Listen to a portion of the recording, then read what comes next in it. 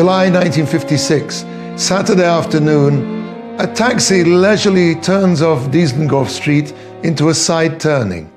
Close up on the taxi driver's face. He's wearing a blue baseball cap. Says the driver, "They went to their deaths like sheep. They asked their rabbis, 'Rabbis, should we run away to Israel or should we stay here in Europe?' And you know what all those great rabbis said? 'Don't leave, don't go to Israel. In Israel your souls will be in mortal peril. Jews, drive down Dizengoff Street on Shabbos afternoon in Tel Aviv.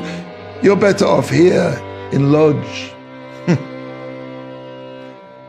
So, I ran away in 1937.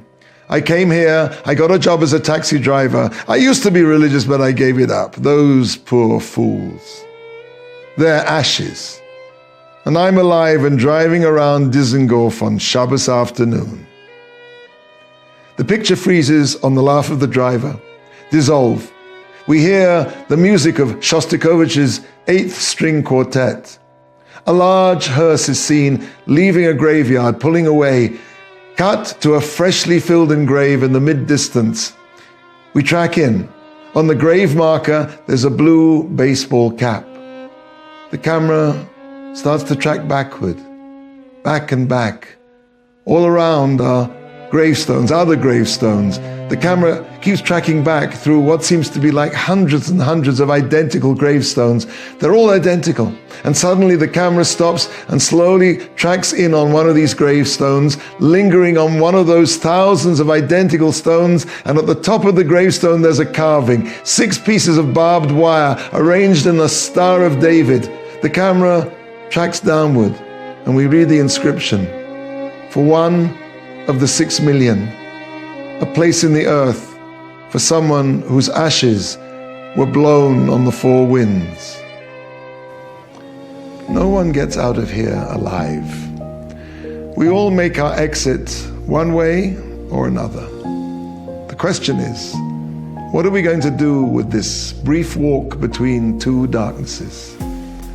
Are we going to live our lives like heroes and die like martyrs with the name of God on our lips? The world sees our martyrs as passive, as lambs to the slaughter. We see them as gigantic heroes of the soul. Heroes who never allowed their fiendish enemies to make them falter in their trust in God's ultimate justice. They were quick to do the will of their Father in heaven, and in death they are not separated. Who is like your people Israel? One nation in all the world.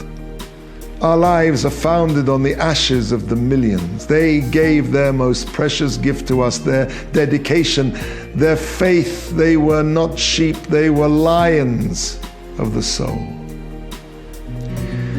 In this week's Parshat it says, "He, the Kohen, will separate the ash."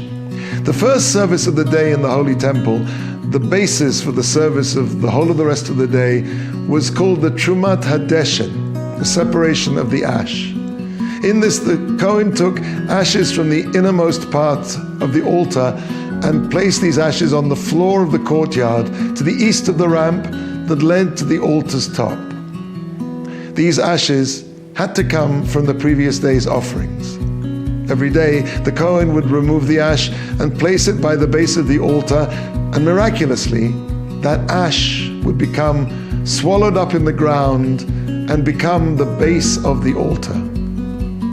Our service of God is built on the ashes of those who were prepared to give up their lives to Mekadesh Shem Shamayim, to sanctify His name. May we be worthy of their sacrifice.